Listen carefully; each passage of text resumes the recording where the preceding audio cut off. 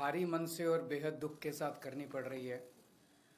दिल्ली में जो कानून व्यवस्था की बहुत ज़्यादा बुरी हालत होती जा रही है और ख़ासकर पिछले 1-1.5 साल से दिल्ली में जो अपराध बढ़ते जा रहे हैं, कानून व्यवस्था चरमरा गई है, मर्डर्स बहुत होने लगे हैं, व्यापारियों को एक्सटॉर्शन के कॉल्स आ रहे हैं, चारों तरफ महिलाओं के साथ ईव टीजिंग के, बलात्कार के, गैंग रेप्स के, मर्डर के मामले बढ़ते जा रहे हैं।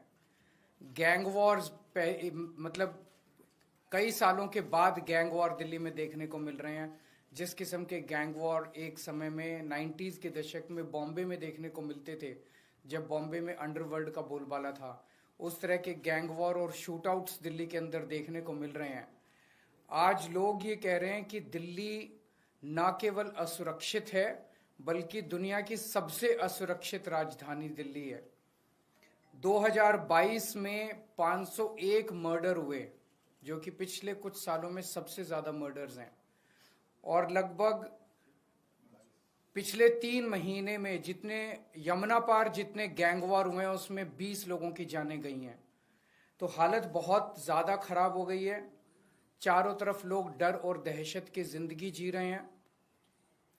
आज से 10 साल पहले आप लोगों ने, दिल्ली के लोगों ने मुझे एक जिम्मेदारी दी थी। आपने कहा था केजरीवाल जी आप हमारे स्कूल ठीक करो। मैंने स्कूल ठीक कर दिए। आपने कहा था केजरीवाल जी आप हमारी बिजली ठीक करो। मैंने बिजली ठीक कर दी। आपने कहा था केजरीवाल जी आप हमारे अस्पताल, स्वास्थ्य सेवाएं ठीक करो। मैंने वो ठीक कर दी। आपने कहा था केजरीवाल जी आप हमारा पानी ठीक करो। कई पानी में चीजें ठीक की, कई चीजें चल रही हैं, लेकिन सुधार की ओर स्थिति बढ़ रही है।